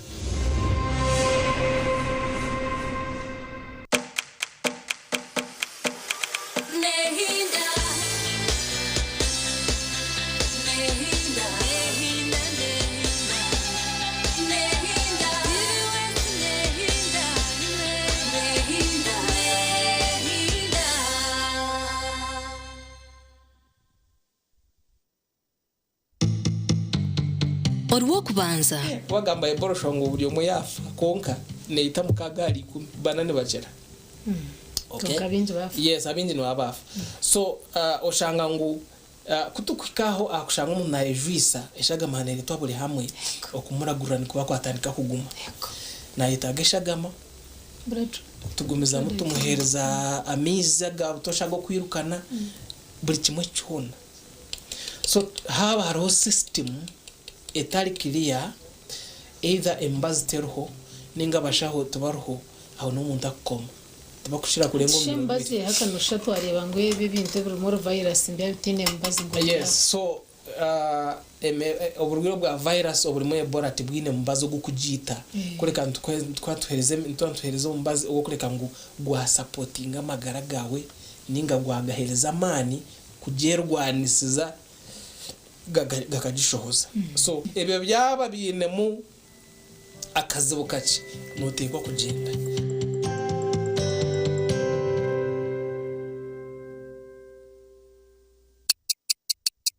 Eshaha zaba mukaga zihangwe na When you don't use Momo, you get insulted by strangers.